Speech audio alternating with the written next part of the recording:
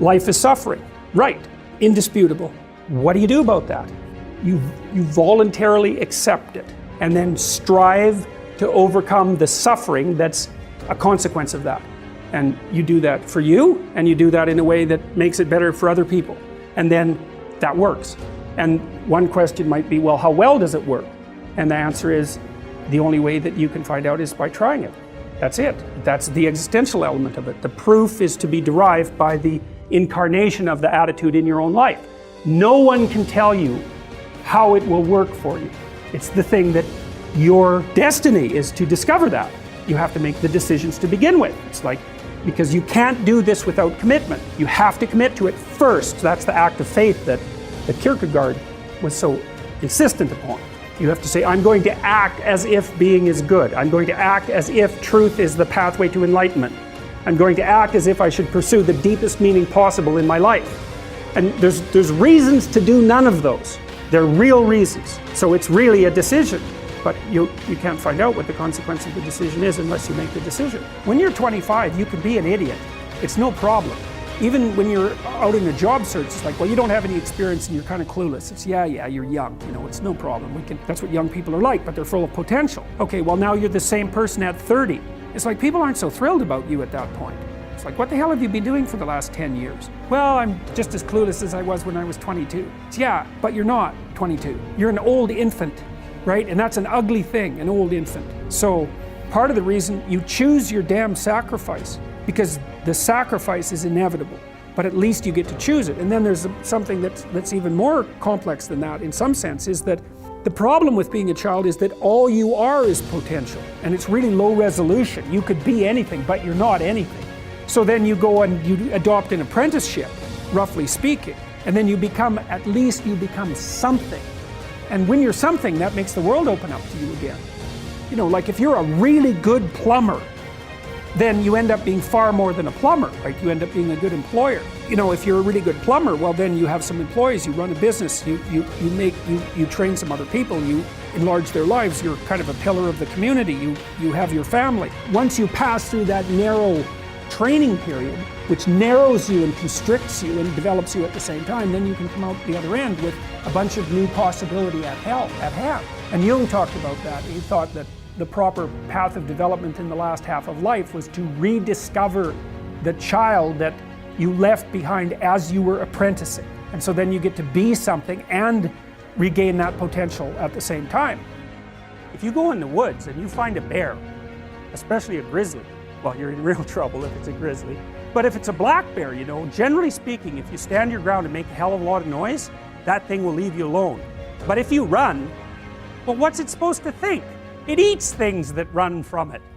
So that's exactly where that idea came from. You turn tail and run, and then the thing that you're afraid of is really a monster, and it's gonna get you and eat you. It's like, well, that's true psychologically as well. So I have a client, she's afraid of elevators. The elevator door opens, she goes, that's a tomb. And I thought, oh, wow, I thought it was an elevator. But for you, it's not a bloody elevator. It's death. And so that's what you're afraid of.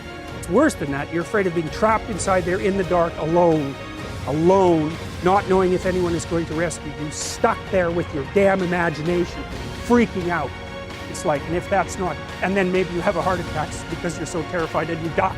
So then you say, okay, well, you're afraid of the damn elevator, but it's not an elevator, it's a tomb. And the tomb is partly you and it's partly the elevator and partly your unconscious mind. And so, well, what can you handle?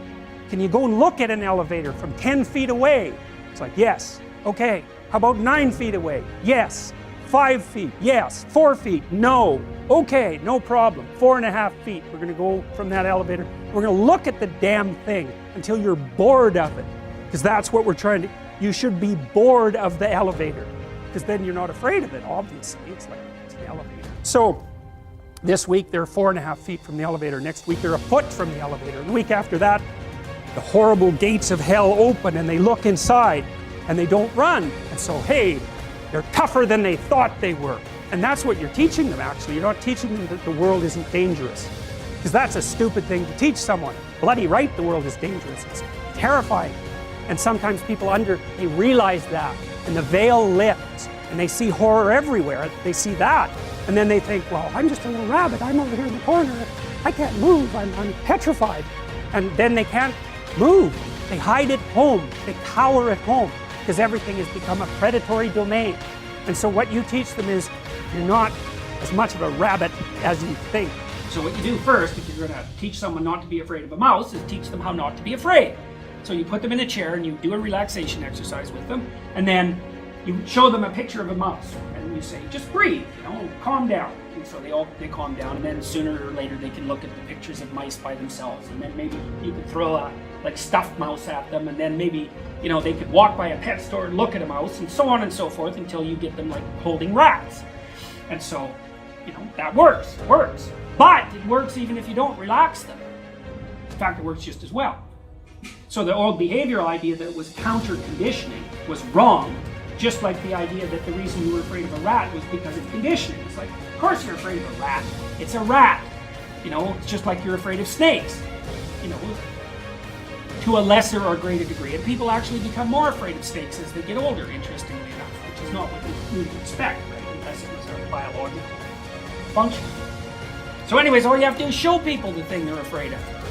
What do they learn? They don't learn that the thing isn't frightening. They learn that they're tough. We're built for struggle, us human beings.